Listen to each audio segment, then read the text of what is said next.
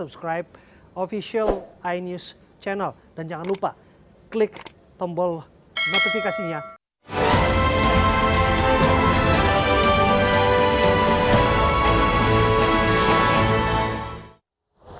Kisru Kongres luar biasa Partai Demokrat terus memanas. Ratusan tokoh masyarakat dan berbagai elemen organisasi menggelar aksi 1000 tanda tangan meminta Muldoko dicopot dari jabatan Kepala Staf Kantor Presiden.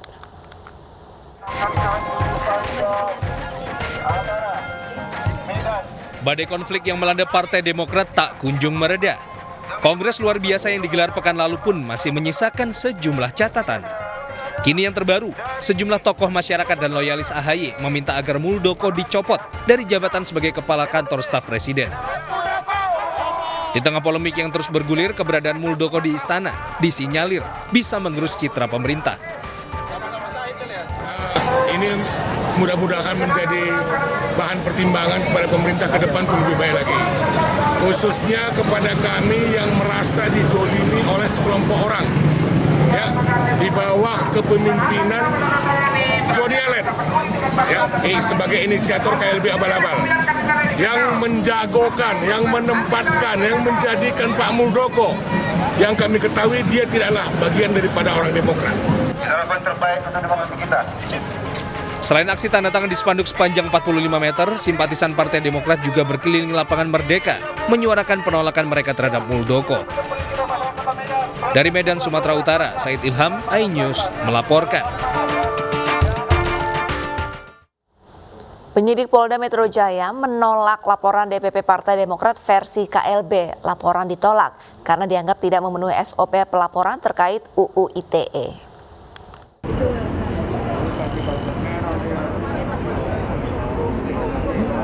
Polisi menolak laporan DPP Partai Demokrat versi KLB terhadap Sekretaris Majelis Tinggi Partai Demokrat Kubu AHY, Andi Malarangeng. Andi Malarangeng dilaporkan dalam kasus dugaan pencemaran nama baik dan fitnah. Rasman menyebut ada pernyataan Andi yang menuding Muldoko haus kekuasaan. Rasman menyebut laporannya ditolak lantaran berkas yang diajukan dianggap tidak memenuhi SOP pelaporan terkait Undang-Undang ITE. Kalau SOP satu. Nah, pertanyaan saya, kalau memang benar ada SOP, karena saya datang bawa surat kuasa, saya bawa bukti, saya tanya SOP-nya, Khairuddin malah lari itu tadi. Keluar dari ruangan, nggak sanggup debat sama saya, cabut dia. Begitu pelayanan, copot itu Kapolri. Itu mempermalukan. Lari, Anda lihat tadi, dari ruangan. Saya nggak bisa, debat sama saya, dia penegak hukum. Pihak Demokrat KLB Sibolangit berencana untuk melengkapi berkas, termasuk link berita di televisi swasta saat Andi Malarangeng mengeluarkan pernyataan yang dimaksud Rasman. Dari Jakarta, Davi Pratama, Maria Oktoba, Seprio Donaldi, iNews melaporkan. Polda Metro Jaya menetapkan pengemudi mobil sedan pelaku tabrak lari pesepeda di Bundaran HI sebagai tersangka. Sementara itu pesepeda korban tabrak lari menjalani perawatan di rumah sakit.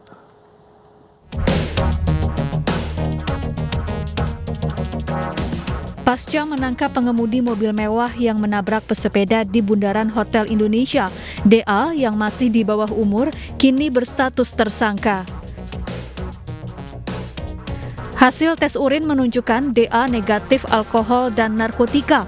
Sementara itu, hingga kini korban masih dirawat di rumah sakit karena mengalami patah tulang di bagian dada. Saat ini korban masih dirawat di rumah sakit MMC, ada luka yang cukup berat ya di sekitar dada. Tentu mari kita sama-sama berdoa semoga korban bisa segera pulih ya. Sebelumnya, detik-detik seorang pesepeda ditabrak mobil mewah di kawasan Bundaran HI Jumat lalu terekam kamera pengawas. Bukannya menolong korban, pengendara mobil justru melarikan diri. Usai kejadian ini viral, polisi langsung menangkap pelaku yang masih di bawah umur. Polisi juga menyita mobil mewah atas nama sang ayah. Pelaku melanggar Undang-Undang tentang Lalu Lintas dan Angkutan Jalan dengan ancaman pidana penjara paling lama 3 tahun atau denda paling banyak Rp75 juta. Dari Jakarta, tim liputan iNews melaporkan. Direktorat Lalu Lintas Polda Metro Jaya belum memberikan sanksi tilang bagi pelanggar jalur sepeda pada masa uji coba. Sementara itu pesepeda setuju dengan adanya aturan tilang bagi pelanggar jalur sepeda.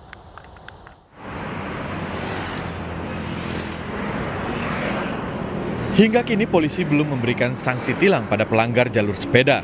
Aparat kepolisian masih dalam tahap sosialisasi aturan hingga seluruh jalur sepeda di Jakarta selesai masa uji coba.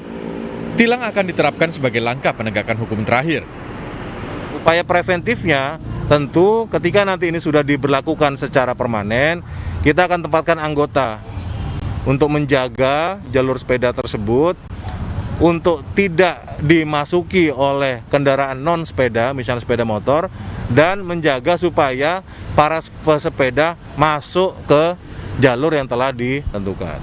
Nah, apabila upaya preventif ini kemudian sudah dilaksanakan dan ternyata masih ada pelanggaran hukumnya, nah tentu akan kita laksanakan yang namanya upaya represif.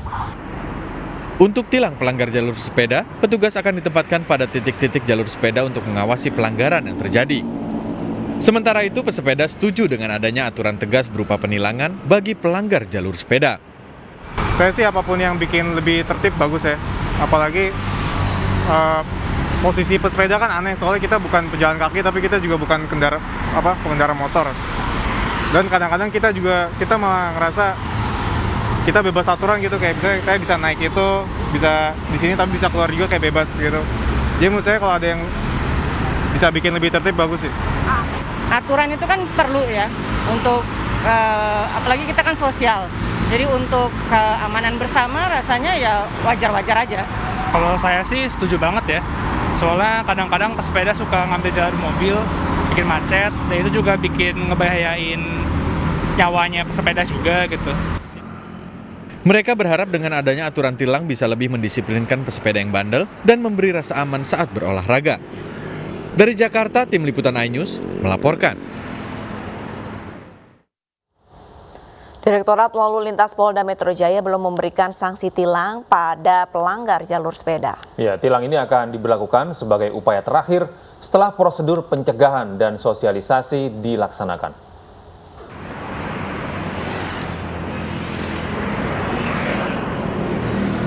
Hingga kini polisi belum memberikan sanksi tilang pada pelanggar jalur sepeda. Aparat kepolisian masih dalam tahap sosialisasi aturan hingga seluruh jalur sepeda di Jakarta selesai masa uji coba.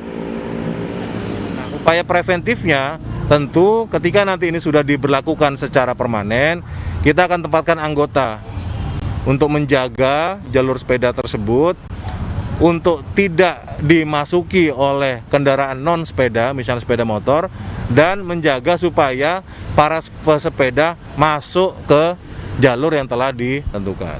Nah, apabila upaya preventif ini kemudian sudah dilaksanakan dan ternyata masih ada pelanggaran hukumnya, nah tentu akan kita laksanakan yang namanya upaya represif. Upaya tilang akan diterapkan sebagai langkah penegakan hukum terakhir. Untuk tilang pelanggar jalur sepeda, petugas akan ditempatkan pada titik-titik jalur sepeda untuk mengawasi pelanggaran yang terjadi. Dari Jakarta, Davi Pratama, Maria Oktoba, Seprio Donaldi, iNews melaporkan.